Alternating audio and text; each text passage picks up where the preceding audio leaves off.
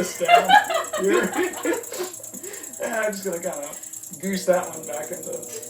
Hi, my name is Will Donovan, owner of Donovan Pottery, and on our first episode of Crafting the Past, we're excited to bring into the studio entrepreneur, creator, and storyteller Zan Campbell. Now, Zan owns Fell and Fair, a medieval events and costumes company, and we're excited to glean his inspiration and knowledge as we're developing our own medieval pottery collection. Now, Zan's launched events like Weekend Warrior Experience and War of the Barons, highly immersive events that really bring people into a story that they get to enact themselves. It's more than LARPing, it's more than costumes, it's an elevated combination of the two. Now, Zan's never made a pot on the pottery wheel before, so we're excited to put him to the test and ask him some pretty hard questions while he tries to create something on the wheel too. So listen to his story, see if he succeeds, all coming up right now. Upbringing in the backwoods of South Carolina, how did you get to fascination and passion for medieval themes and events? Yeah, so one of the great things about books is that they truly can transport you anywhere, from the comfort of its pages. And one of the earliest influences was my grandmom got me this really cool set by an author named G.A. Henty, who wrote historical fiction for boys. And it was usually, the main character was a person 13, 14 years old, and be attached to some sort of famous historical character, and then you would learn the lessons that that person would learn as they followed this person. You'd learn about the history, the culture, the time period, the war, whatever. And it really just kind of opened my eyes to all these adventures, and really gave me a very grounded idea of history and the order that things come in, the technology that was used each time, and all that sort of stuff. And so with that foundation and background, I was able to I just fell in love with this era of storytelling, just the adventure that was possible, because there was technology defines so much of history, and the fact that this was in a time where so much was possible, and so many, there was so much to explore, and there was so much wonder, and there were so many new things to be discovered. It really just just created an inbuilt sense of wonder for me. And, it's obviously Tolkien was a huge influence and came a little later. And my mom made me read the books before she let me watch the movies. Mom, a good mom. And so having that experience and learning the value of reading the books first was really important. And then I had amazing friends and people that wanted to go on adventures with me, people that wanted to try different things, people that were also inspired by these great stories of history and that sort of thing. So thankfully, we don't have many medieval castles in South Carolina, but it's part of our history. As somebody whose family is, historically Scottish, that was a part of our backstory and the story of how we got to America, how our ancestors got here comes from, the wars that were fought in Europe and the adventures that those people experienced. And even though it was South Carolina, being steeped in history and good literature, good storytelling from a very young age was very irreplaceable things. How old were you when you say you were reading through that series? Well, it often started with my parents actually reading to me. So it would have been my dad probably when I was 8 or so. And then definitely by the time I was 10, I was reading those books. And there was plenty of other stuff too. I read more, Hardy Boys and Sugar Creek Gang and that sort of stuff too. But there was an underlying sense of adventure in all of those. An opportunity for exploration. How are you doing with the picture? I'm getting there. It's more like a large bowl at the moment. Yeah. I was going to say, I was impressed that you got that centered. That was not a small feat. Thank you. So you left the backcountry, became a naval officer. Yep. What happened between naval officer and transitioning into Fell and Fair founder CEO? Well, I'm one of those serial hobbyists who likes to try a little bit of everything, and I was just captured by, when I was, in my teens, I was captured by the way that people made movies. I just thought it was fascinating. I saw the adventures, especially watching behind the scenes of the Lord of the Rings movies and seeing the real life adventures that those people had as they made that film was just incredibly inspiring. And I knew that I wanted to do similar stuff. I had no real ambitions towards a film career, but I definitely wanted to have the opportunity to do some of the things they were doing, whether it was riding horses, shooting bows and arrows, all those sorts of things. And film was kind of a way where you kind of justify it because it's the arts. And so when I got into medieval archery, and I didn't want to just go to, Sportsman's Warehouse and buy a bunch of fiberglass arrows. I wanted the real deal. I wanted the real thing. So I had to make it because you couldn't really buy that stuff back then. 2008 or whatever. The Etsy didn't exist. It wasn't the Dark Ages. It probably would have been easier to get a bow and arrow in the Dark Ages than it was in 2008. But I learned how to make it, and that was very fun. And I fell in love with the crafting side of things.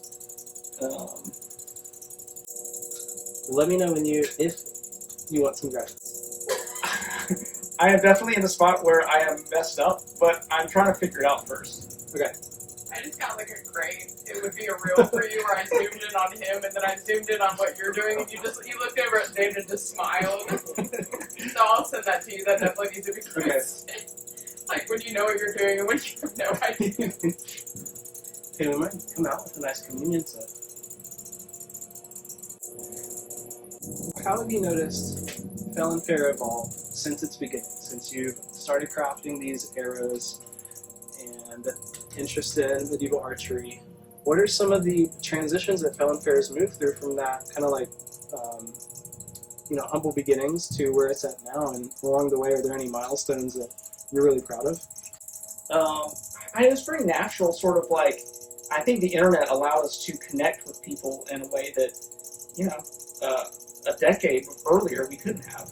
And finding people that had common passions, common interests, common joys, common struggles, people who could share knowledge and information. Yeah, well, I'm getting close enough to know All right, so here's what we're going to do. Okay. You're going to take your thumbs and you're going to wrap it around the rim, just like that. And as you spin the wheel slowly, you're going to try to collar in what you've created. And you're going to want to try to kind of wrap, if you could maybe at the same time, wrap your hand around and kind of push it inwards. I knew it was too good to be true. Hold your horse, woman. Don't call it a comeback. You were never gone. So, Will, how does this reconcile? So, I feel like symmetry is one of the challenges here. Yeah.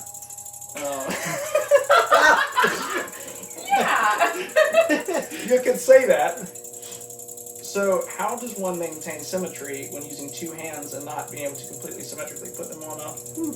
So the clay responds to pressure, and it's going to respond to the pressure you're putting on the inside and on the outside of the piece, all at the same time while it's spinning in a circle. Oh man, is that a quote right there? The life lesson.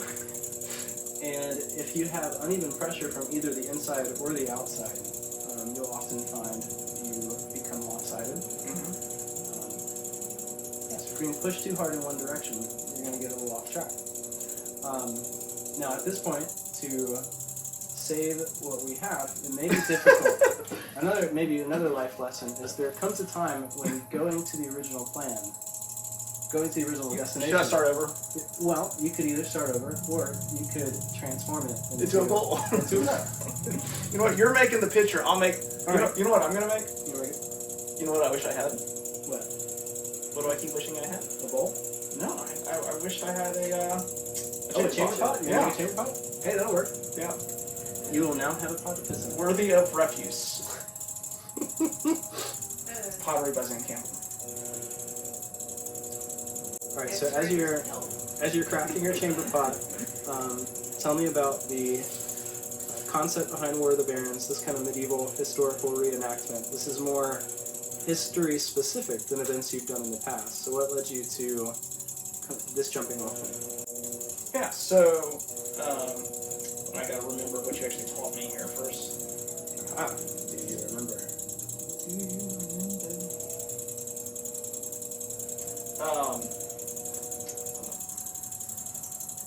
Just gonna push this down here. Yeah, I'm just gonna kind of goose that one back into.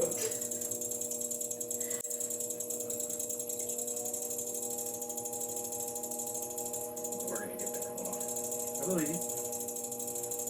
I have faith in this chamber pot. Do not douse his courage. Only the link of his arm. Alright. We're looking more pot-like now. Bold-ish. That's a good save. Yep, that's what I was going for really the whole time. This was actually just a subtle way to get myself a chamber pot. So, speaking of chamber pots, War of the Barons. So, one of the cool things about the 12th, 13th century is so much of history has been dominated by empires, these giant armies and wars and this sort of stuff. But so much of the 13th century, the wars were like a guy, a baron, and then he, like, his 2 or 3 knights, maybe half a dozen men at arms, something like that. But it was very rarely. It was one of those times where a single person could have a huge impact on the out. Many wars that decided the fate of Europe involved a couple hundred people, and so being able to create an event in a time period, one just allows for so much adventure, so much storytelling, so many unique stories to be delved into, and I think I found that fascinating and just super enjoyable when I was looking to create a atmosphere, because really what we do, yes, Barons has kind of a narrative, but for the most part what we're really doing is we're giving players an opportunity to, we're giving them a sandbox, a playground, where then they can tell their own stories and where they can create their own stories. So unlike Weekend Warrior, which is a little more narrative driven, War of the Barons really is about, it's really about being able to have a playground, have a space where you can create this new narrative and this new story. So this is the challenge of maintaining focus in a conversation, yeah, while also learning something completely new. One day I'm gonna get revenge, and you're gonna have to come sew a cloak. Lindsay's been sewing a lot more, so I've been picking up some things. Yeah, my whole career is not special because you're laughing at me. Well, I'm going to try to get this a little more symmetrical, just like this. There we go. So this is what we call historically a scooper bowl. It's where one side of the bowl is much bigger than the other one, so you can scoop stuff. You can pour you can pour the contents out of your chamber pot. Exactly. Yeah, that's a classic 12th century design. I'm sure they needed. If it makes you feel any better, this spout on my picture is a little thin on this one. That makes me feel so much better, Will. Thank you so much. So how do you balance maintaining a historical accuracy while creating an engaging sandbox, playbox for your players to enjoy in modern life? Yeah, we call what we have kind of the 80-20 rule. Basically, we try to go for about 80% historical, and 20% we can make some exceptions. So, for example, things like some people have to wear glasses, and we're okay with that. Mm-hmm. Example. Yes. We have catered food that, we don't just have barley mush for meals every day. We actually have some really good food at the meals and those sort of things. So, but we still try to create a similar aesthetic to what somebody would have had while creating. It's about creating an atmosphere of adventure, an atmosphere of excitement, an atmosphere of kind of tension that we're creating. And so a lot of times that means, you didn't see that? What? Hold on. We can save it. I believe in you. Whoa. The odds are stacked. It's getting worse. This is You're going for one of the modern bedpans that have the. yeah. So you can be a star.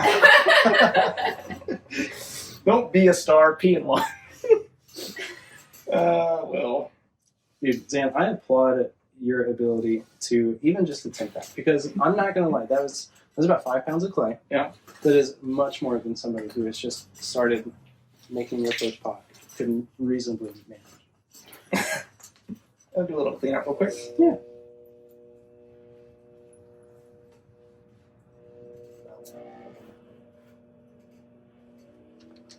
So talk to me about the aesthetic and this atmosphere you're creating for War of the Barons. Why is that the most important thing you can be doing? So creating a setting that allows you to step away from modern life for a little while, it actually takes less work than people think, and also a lot more.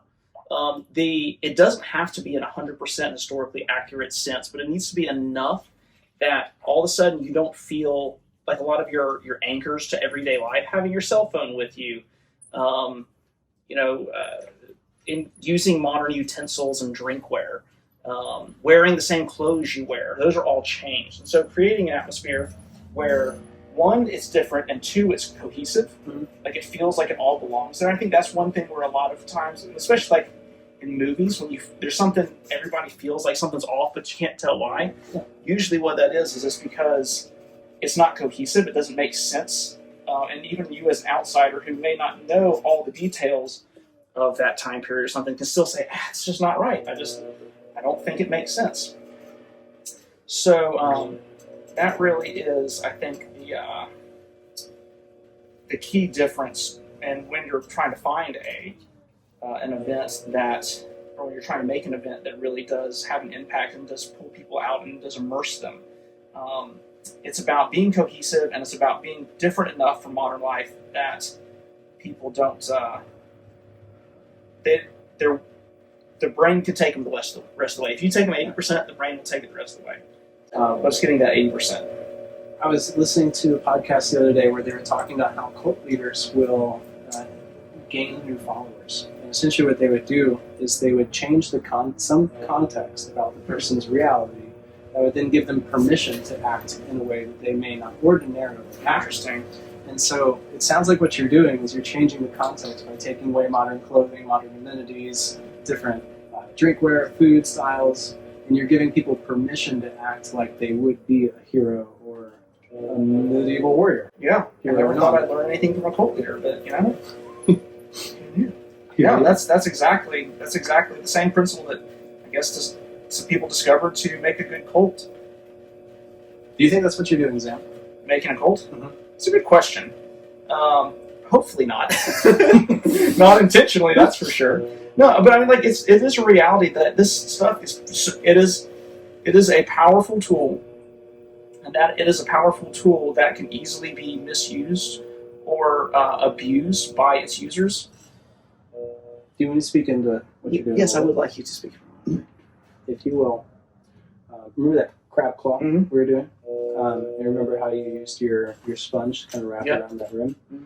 If what you'll do is, just show and tell. If what you'll do is, you can go ahead and spin that. You can kind of use some pressure to coerce that clay back around a little bit. Okay. Kind of like a cult leader. Yeah. Yeah. Okay. Coerce it. Change its dynamic in its day-to-day function. Yeah. Put some pressure on it to change its context. Okay. Cool. Learning all sorts of valuable things today. What's it like collaborating with craftsmen and artists and other kinds of people who make these things to enhance your events? Well, one of the really cool things is that these events are the result of collaboration that is far beyond anything that I could ever have, foreseen or done. Mm-hmm. And I think that that's something that, it's just something I love about it. I mean, the fact that I was literally thinking about this on my way here, just in the context of working with some other folks on some cool things. But there's certain things that a business could never achieve because it is not worth it for the time and money. Mm-hmm. There's certain things I know that I've created that I wouldn't. It was a terrible business decision, but it was a beautiful product. Mm-hmm. And in the same way with a lot of these events, trying to make it a business, there's some downsides because I can't spend 100 hours on a single item or something like that. But our players can, and the artists that we work with can. And I'm gonna cult leader this thing back into place. Coerce it with pressure.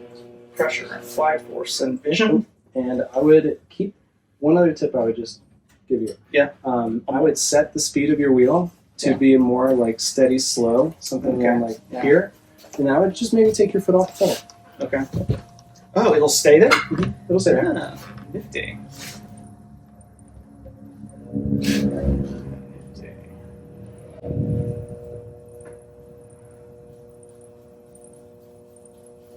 You guys probably can't see this on the camera, but my wheel is an absolute mess, and Will's over here is just pristine. I used to watch this. I taught myself a lot on YouTube, and I would watch this Asian guy who would make a pot without this pan here to catch all the trimmings. He would wear black pants and a white shirt, and spotless. Wow. Everywhere. He would no drops on the floor. He would use minimal water. I don't know. I still think he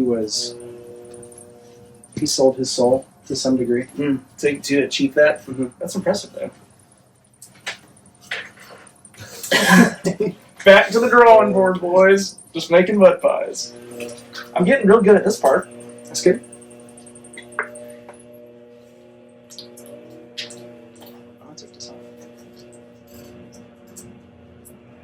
If you ever need anything centered, Will. I got you. You can be my centerer.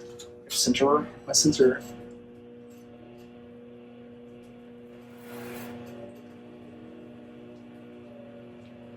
Yeah, this amount of clay is definitely where I'm running into. I will say the grit does kind of rub you. I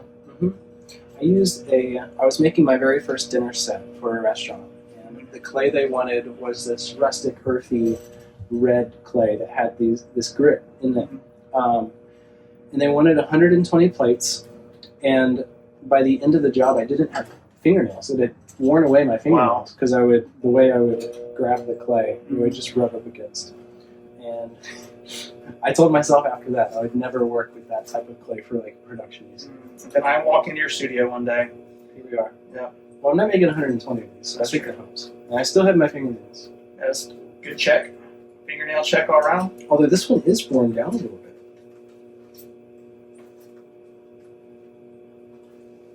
Yeah, do you see the wheel? Can you reduce me?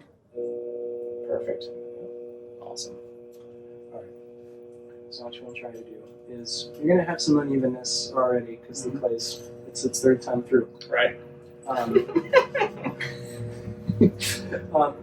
But the same principles apply of just working from the inside and the outside at the same spot around that 4 o'clock mark, kind of closest to your thigh here. Mm-hmm. Keeping those elbows tucked in, and then just slow, steady, consistent pressure. Start from the bottom and work slowly your way up towards the rim. You're trying to pinch a little bit of that clay between your fingers. Ooh. Something. I saw some height. Yep, something was working there. I think I found an air pocket too that I didn't compress and center properly. Go ahead and keep spinning. There we go. That's the stuff. This is what we call the conch shell bowl, where you it just slides right out. Whatever you got in That's there. it. Yep, that's design. I'm going to commend your commitment. I was trying to find a virtue that applies here. Not skill, not knowledge, not wisdom. I admire your lack of shame. This works, right, Will? That works. That always helps. We can fire that. I mean, you can fire it. Someone's getting fired. And there comes a 4 times the charm, right, Will? There comes a time in every clay's life where, just like, as you said, God needs to do to us, Yeah. we must be worked back into a ball of clay. Yep. And sometimes set to dry for a little while. I think we accomplished a lot today, Will. We did. And you got a really nice cup. I do have a really nice cup. I'm gonna hang on to that for a long time. Do you know what color you want it? I don't know. I'm not far ahead. Okay. Be thinking. There you go. There we go. There's your Picture. handle. Yep. Spout. Hey. Cheers.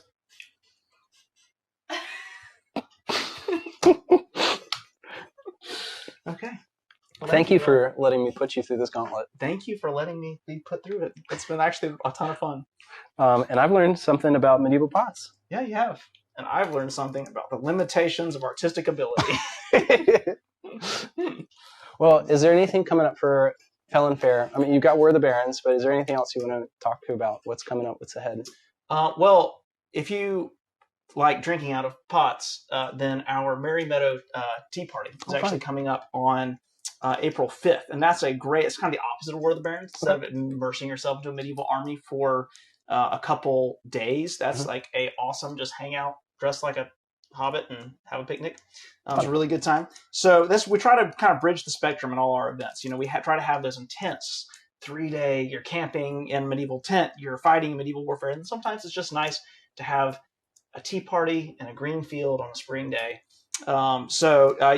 Anybody can go to our website, hit the events page, see all of the events. We have 8 events a year at the moment, plus a bunch of different pop-ups, and we show up different places. So very cool. People check us out. Well, I'm excited for both the Tea Party and War of the Barons. Awesome. Thanks, Will. Absolutely. Thanks, Appreciate Sam. it. Yeah. Cheers. Cheers. A picture for a cave troll.